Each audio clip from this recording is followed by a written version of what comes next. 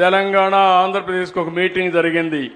సమస్యలు ఎప్పుడూ ఉంటాయి, మీరు గుర్తుపెట్టుకోవాలి. రాజకీయాలు ఎప్పుడూ ఉంటాయి. ఎన్టీ రామారావు గారు ముఖ్యమంత్రిగా ఉన్నప్పుడు నీళ్లు ఇమ్మంటే తప్పకుండా రాయలసీమకు నీళ్లు ఇచ్చే బాధ్యత నాదంటే ఆనాడు నాయకులు కావాలని నీళ్లు కాదు కృష్ణాకి ఇచ్చే నీళ్లు నిలిపేసి మాకు నీళ్లు ఇమ్మన్నారు.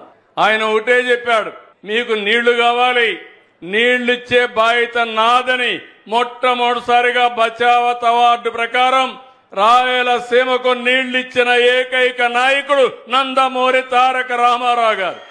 ఆ తర్వాత నన్ను కూడా చాలా ఇబ్బందులు పెట్టారు, మీరందరూ చూశారు. కానీ ఎప్పుడు కూడా నా సంకల్పం మంచి సంకల్పం, ప్రజల కోసం ఆలోచించే విధానం.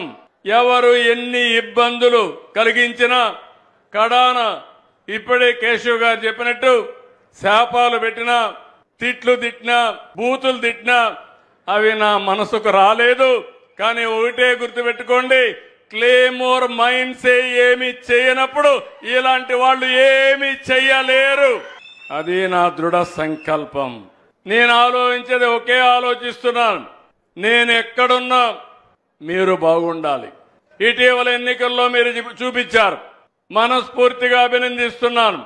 తెలుగుదేశం పార్టీ పుట్టినప్పటి నుంచి 93% స్ట్రైక్ రేట్ అంటే అందరినీ గెలిపించారంటే ఇక్కడ జయసూర్యను కూడా 20 సంవత్సరాల తర్వాత గెలిపించారంటే, నంద్యాల పార్లమెంట్ మెంబర్ గా శబరి గారిని ఇక్కడ గెలిపించారంటే అది మీరు చూపించిన అభిమానం.